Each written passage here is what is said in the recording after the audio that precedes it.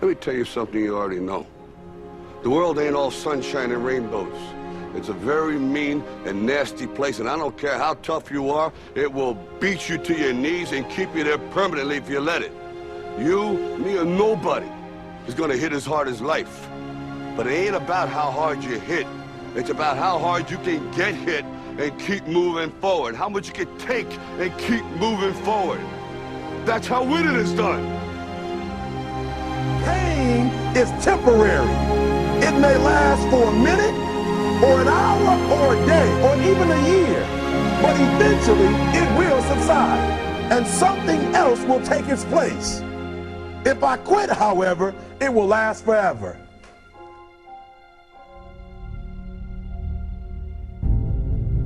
The margin for error is so small. I mean, 1/2 a step too late or too early, and you don't quite make it. 1/2 second too slow, too fast, you don't quite catch it. The inches we need are everywhere around us. They're in every break of the game, every minute, every second. You got a dream, you got to protect it. People can't do something themselves, they want to tell you you can't do it. You want something, go get it. Period.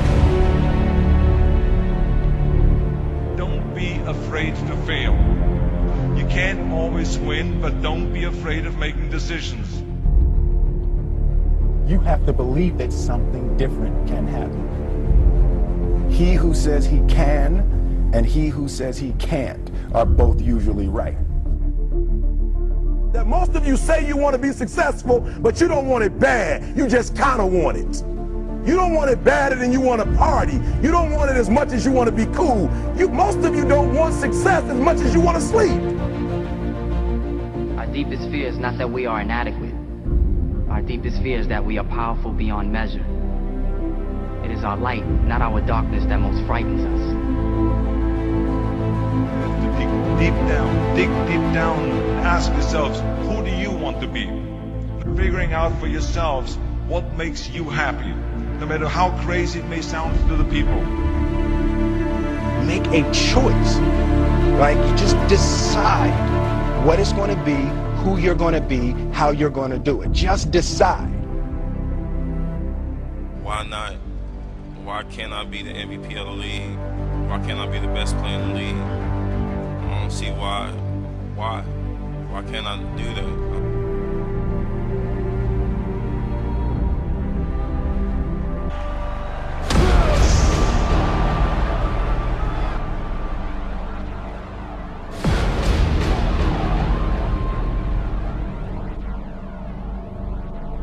What is it you said to the kid? It ain't about how hard you hit. It's about how hard you can get hit and keep moving forward. How much you can take and keep moving forward. Get up. Get up. And don't ever give up. We can stay here, get the shit kicked out of us, or we can fight our way back into the light. We can climb out of hell. 1 inch at a time. To be able at any moment to sacrifice what you are for what you will become. Most of you won't be successful because when you're studying and you get tired, you quit. I don't do well in math. You're right. You ain't never studied. I'm not good in writing because you have never written before. Talent you have naturally. Skill is only developed by hours and hours and hours of beating on your craft. If you are not making someone else's life better, then you're wasting your time. Don't cry to give up. Cry to keep going. Don't cry to quit. You already in pain. You already hurt. Get a reward from it. Now, if you know what you're worth, now go out and get what you're worth. But you gotta be willing to take the hits and not point fingers saying you ain't where you want to be because of him or her or anybody. Cowards do that, and that ain't you. You're better than that. Because every day is a new day. Every moment is a new moment.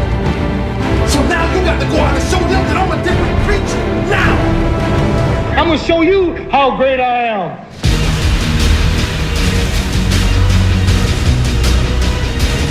In the 17th chapter of St. Luke it is written, the kingdom of God is within man, not one man nor a group of men, but in all men, in you. You, the people, have the power to create machines, the power to create happiness. You, the people, have the power to make this life free and beautiful, to make this life a wonderful adventure. Now, what are you gonna do?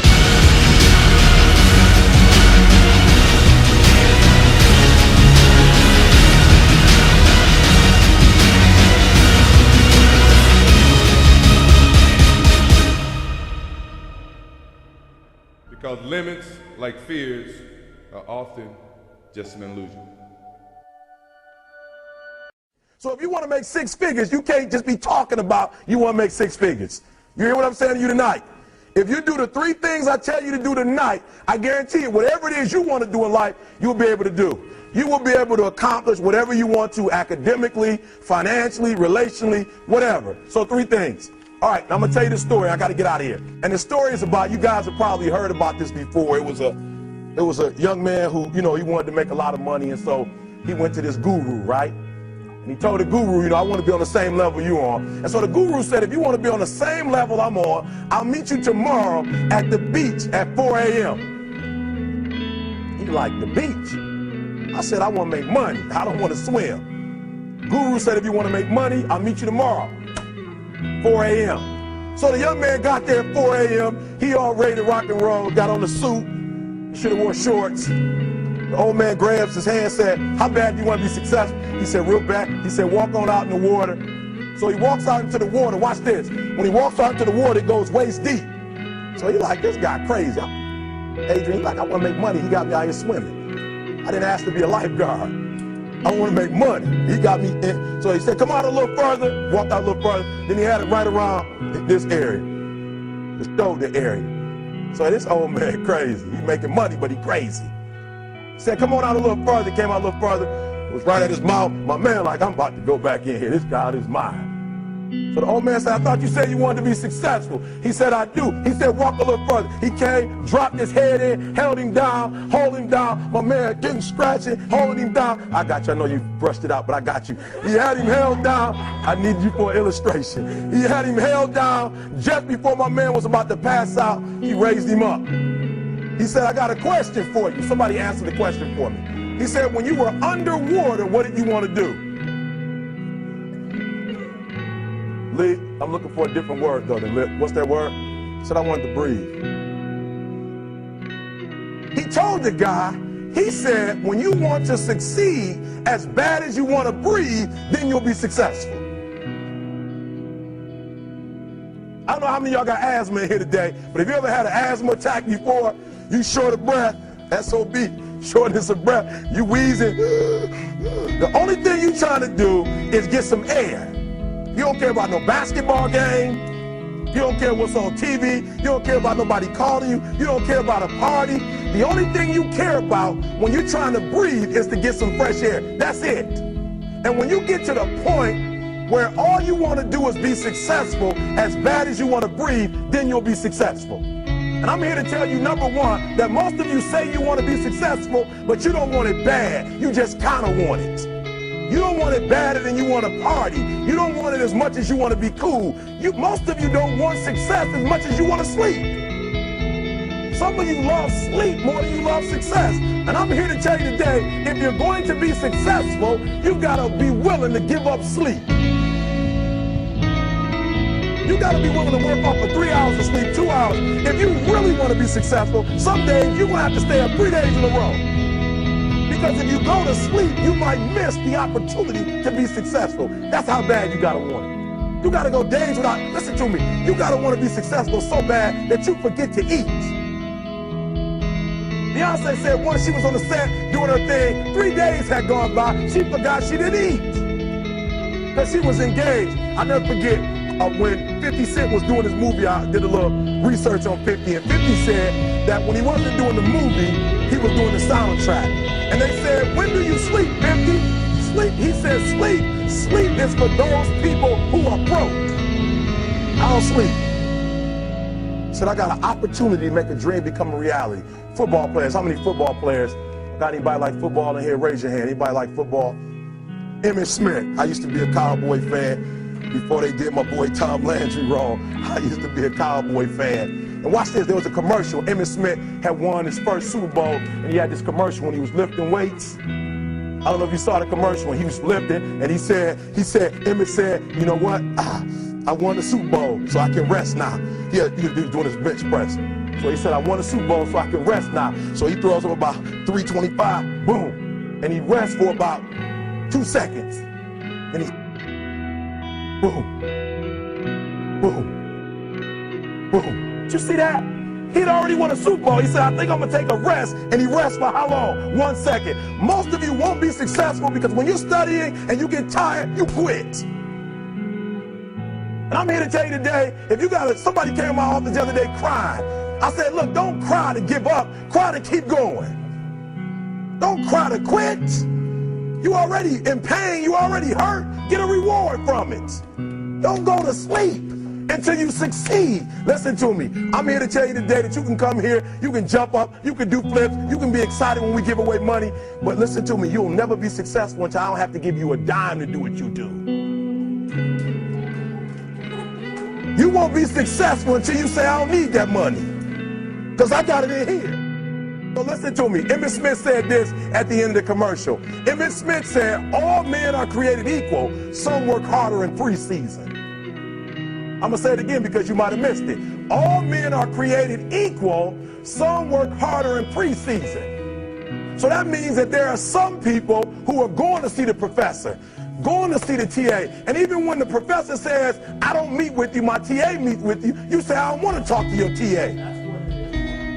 I don't pay the TA. I pay you to teach me. So you're going to have to find some time to meet me. If I got to meet you at the mall, if I got to meet you at your house, you are going to see me. Listen to me. All men are created equal. Some work hard in preseason. When I went to college, guys were way smarter than me. 4.0s, 3.0s. They went to the Ivy League high schools, came to Oakwood from these great high schools. Most of them are not doing what I'm doing. Why? Because it's not about where you come from. It's about heart. You come to a place where, you know, being smart ain't enough. You gotta have heart. That's number one. Watch number two. Number two, catch number two. I wrote it down. I wanted to make sure you got it. It says to be, watch this. We're talking about sacrifice now. The important thing is this. You're right while I'm saying it, because I only have about 3 more minutes. Listen to me. The most important thing is this. To be able at any moment to sacrifice what you are for what you will become. That's the number 2 thing. You got to catch that one. To be able to, listen to me, at any moment. Some of you can make sacrifices when Monday Night Football is not on. You can make a sacrifice. But when the game come on, for some reason, you just attached to it. For some of you, when your favorite show come on, you can make sacrifices on Sunday when ain't nothing going on. But when your favorite show comes on Monday, bam, some of you focus until the phone rings, and then you like, I gotta answer it. If I don't answer the phone, I'm gonna die. I'm saying to you today that there are some of you, if you give up your cell phone, you would be successful. But your cell phone is more important to you than your success. I'm gonna say it again. I'm gonna hurt somebody. I'm gonna hurt somebody. Some of you need to give up your cell phone because the time you spend on your cell phone could be used for your success. The time you could be using to be successful, you're using it on the cell. And the cell phone is not bringing you nothing but a bill. And somebody has told you you couldn't live without it. I'm talking about going deep now, giving up stuff. Watch what it says. To be able at any moment to sacrifice what we are for what we could be. I don't do well in math. You're right. You ain't never studied. I'm not good in writing because you have never written before. But I dare you to fail in writing for a whole year to see if you can get to the end. I dare you to fail. I dare you to take that same class over and over again. I dare you to stop dropping classes like you soft. Always want to give up. I'm dropping. Why are you dropping? I'm so grateful that the slaves didn't drop and quit. Say, I'm just going to stop. I'm a slave. I'm just going to be a slave. I'm going to quit. Listen to me. The slaves said, we will live because one day we will become. We won't always be slaves. So today, although we're slaves, we're going to act like we're free, and one day our children will be free. If the slaves would have just said, we quit, we give up, we would have died in the Middle Passage. But some slaves said, I don't care what we go through, we're going to survive this. 400 years of slavery, we're going to get through this. And you can't get through it 1825.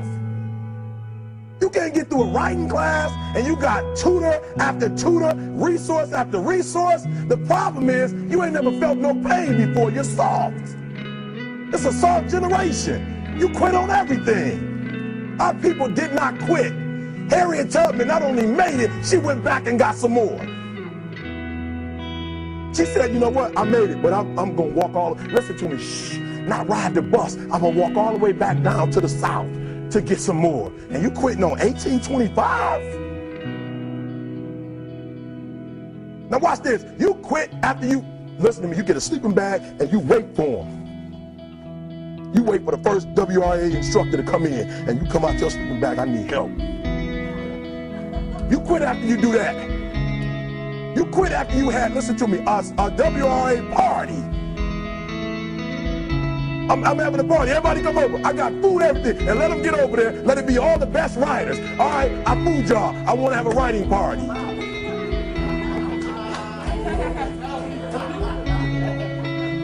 I'm serious. You quit and you ain't even tried yet. Last one, I'm sorry. Last one. Listen to me. Pain is temporary. It may last for a minute, or an hour, or a day, or even a year. But eventually, it will subside. And something else will take its place. If I quit, however, it will last forever. Listen to me, I'm telling you as I leave. I'm telling you as I leave, I was homeless for 2.5 years. And the problem with most of you never felt no pain before. Y'all spoiled. Y'all spoiled. Some of y'all spoiled, just bottom line. Your parents have done everything for you. You never had to do nothing for yourself. You're spoiled. We're going to keep it real tonight. Some of you are spoiled brats. Every time you ever got in trouble, somebody in your house got you out of it. Every time you've done something you're not supposed to do, people say, Eric, your mother's a tyrant. You're right. She kicked me out. You're right. She's mean, but she developed a man because she put me out there and said, you're going to have to grow up. And some of you have never learned to grow up. And so every time something get hard, you quit, you call mama. I dare you to take a little pain. I dare you. I dare you not to go home. Somebody said, I don't go home, I feel bad. Go through it. You ain't gonna die. At the end of pain is success. You're not gonna die because you're feeling a little pain. I'm not eating like I eat at home. That's why you're about to go to the next level, because if you keep eating like you ate at home, you'll keep being a boy or a girl. It's time to become man, woman. So don't worry about a little pain. My greatest asset is I was homeless, so I can't feel a whole lot of pain. I've already been alone. There's not a whole lot of hurt I can feel on a little paper, on a little test. So I leave you, listen to me. We have gotten to a point where it's midterms and we're moving forward. The days of you getting money, I'm not saying we quitting, but I'm saying the day has got to go from external to internal. You have to give it everything you got. No more TV, no more parties, no more playing. If you don't have a 4.0, what you need to be doing is studying. Get off the phone. I'm sorry, I'm not available until the end of this year. No, I'm for real. You reached the right number, but you called me at the wrong time. Call me back January 1st. I'm about to get busy now. Huh? I want you to have a countdown of your own and say when the countdown is over, will the real, watch me, because when I was homeless, I knew something was wrong. I knew that wasn't the best of me. And one day I said, will the real Eric Thomas please stand up? Will the real Eric Thomas please stand up? Stop being this high school dropout. Stop giving up. Stop sleeping on the street. Stop walking up and down Fecal Avenue like you ain't got nothing, and get your GED. Stop being afraid to take a test. Stop being afraid to go to college because your daddy didn't go and your mama didn't go. Stop being afraid and be the best Eric Thomas you can be. But listen to me, it's going to be hard. It took me 12 years to get a 4-year degree, but I got it. And guess what? On a degree, it don't have dates. So if it took you 4 and it took me 12, it don't show up nowhere. But I'm exactly where I wanted to be because I realized I got to commit my very being to this thing. I gotta breathe it, I gotta eat it, I gotta sleep it. And until you get there, you'll never be successful in life. But once you get there, I guarantee you, the world is yours. So work hard, and you can have whatever it is you want. Thank you guys for your time.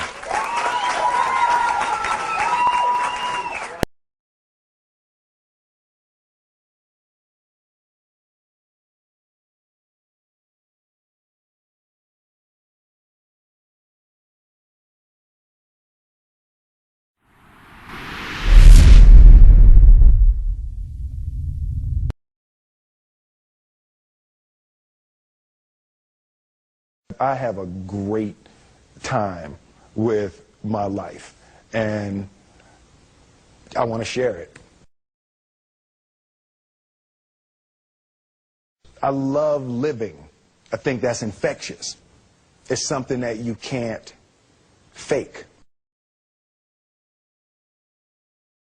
Greatness is not this wonderful, esoteric, elusive, God-like feature that only the special among us will ever taste. You know, it's something that truly exists in all of us. It's very simple. This is what I believe, and I'm willing to die for it. Yeah. Period. It's that simple. I know who I am, and I know what I believe. I know who I am, I know what I believe. That's all I need to know. And that's all I need to know. So from there, you do what you need to do. Yeah. You know, and I think what happens is we make the situation more complex than it has to be. Because we're looking for complexity. There's got to be something complex to understand. It can't be that easy. No. We didn't grow up with the sense that where we were was where we were going to be. You know, we grew up with the sense that where we were almost didn't matter because we were becoming right. Something greater. The separation of talent and skill is one of the greatest misunderstood concepts for people who are trying to excel, who have dreams that want to do things. Talent you have naturally. Skill is only developed by hours and hours and hours of beating on your craft. I've never really viewed myself as particularly talented. Where I excel is ridiculous, sickening work ethic. You know, while the other guy's sleeping, I'm working. While the other guy's eating, I'm working. There's no easy way around it. No matter how talented you are, your talent is going to fail you if you're not skilled. Mm-hmm. You know, if you don't study, if you don't work really hard and dedicate yourself to being better every single day, mm-hmm. you'll never be able to communicate with people, with your artistry, the way that you want. So the only thing that I see that is distinctly different about me is I'm not afraid to die on a treadmill. You might have more talent than me, you might be smarter than me, but if we get on the treadmill together, right, there's two things. You're getting off first, or I'm going to die. It's really that simple. One summer, his dad tore down a brick wall on the front of his business and told 12-year-old Will and his 9-year-old brother to rebuild it, a job they said was impossible. It took them a year and a half, but they did it. And he said, now don't you ever tell me it's something that you can't do. You don't try to build a wall. You don't set out to build a wall. You don't say, I'm going to build the biggest, baddest, greatest wall that's ever been built. You don't start there. You say, I'm going to lay this brick as perfectly as a brick can be laid. Yeah. And you do that every single day. And soon you have a wall. And soon you have a wall. You know, it's an idea that my grandmother always had, that you know, if you're going to be here, then there's a necessity to make a difference. She always instilled the responsibility, the spiritual responsibility that you have to make every group you come in contact with better. I want to do good. Yeah. I want the world to be better because I was here. I want my life, I want my work, my family, I want it to mean something. And it's like, it has, if you are not making someone else's life better, then you're wasting your time. You know, like your life will become better by making other lives better. I want to represent an idea. I want to represent possibilities.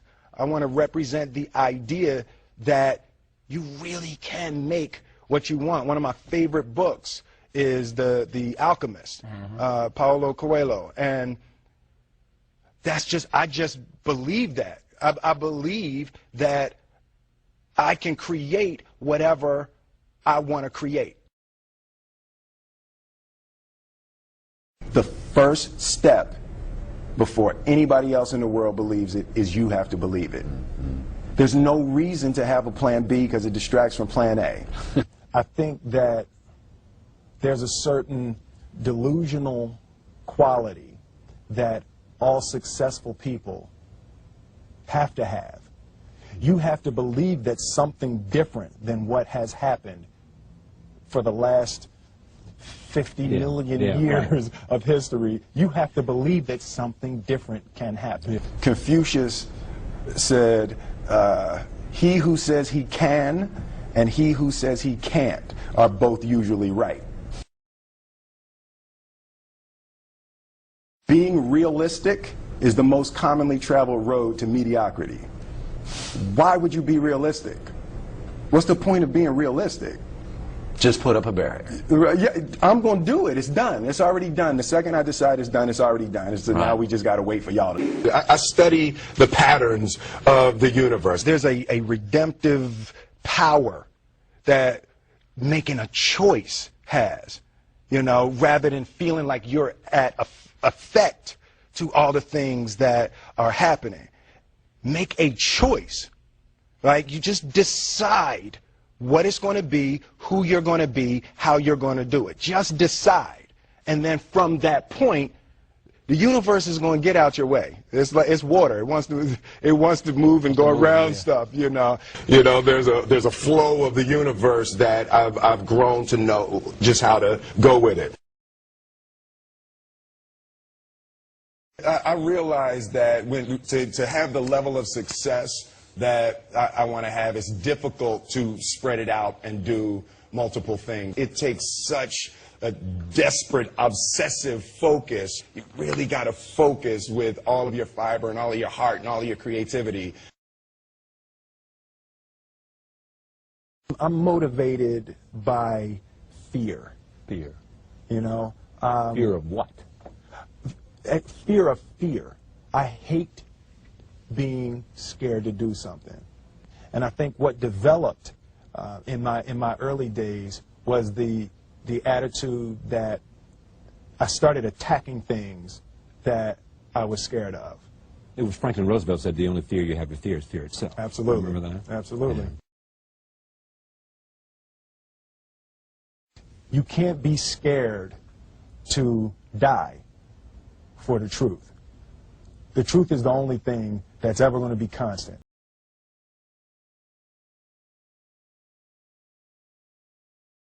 I want you to look at something right now. Think of some major goal you want, or maybe it's one you're already working on, and you have experienced a lot of setbacks, a lot of defeats.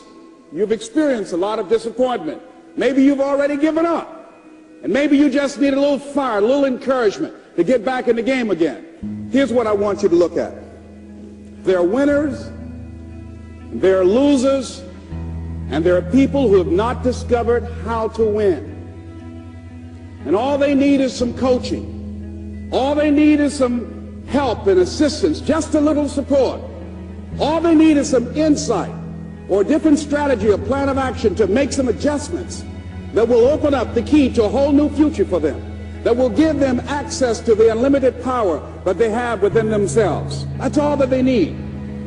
So what I want you to do is think about something you want for you, that's real for you, that's important for you, that will give your life some special meaning and power. And I don't even want you to say, I can do that. I don't want you to assume that.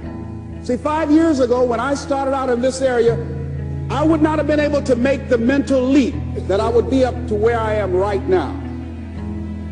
I don't want you to begin to just psych yourself out. No, no. I want you to be able to say something to yourself that will enable you to maintain a level of integrity with yourself. That when you say this, even when you face tremendous setbacks, it will be a benchmark to keep you in the game, to keep you moving forward and experimenting and readjusting your strategy and your plan of action, continuously looking for ways to win. So what is that something? When you got an idea you want to move on, you might not have the money, you might not have the education, you might not have the support or the resources you need. What is that something that can keep us going, that will enable us to act on our dream? What's one of those keys that will begin to help us to discover the secrets to our dream? Here's what I want you to repeat after me, please, with power and conviction. Say, it's possible.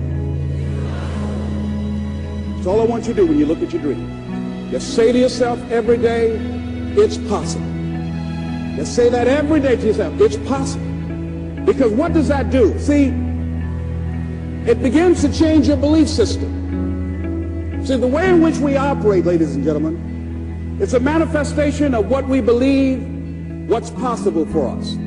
Whatever you've done up to this point, all that it really is a duplication, it's a reproduction of what you believe subconsciously that you deserve and what's possible for your life.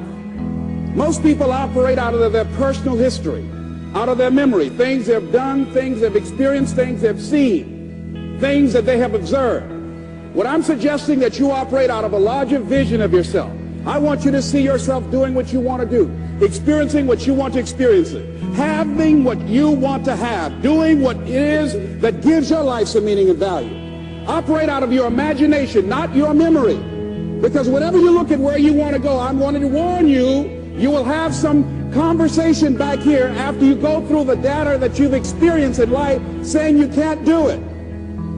And so what you want to begin to do is ignore that inner conversation. Well, most people, ladies and gentlemen, when something happens to them, what they do is they begin to believe that that's the way it is. That's the way it's always been.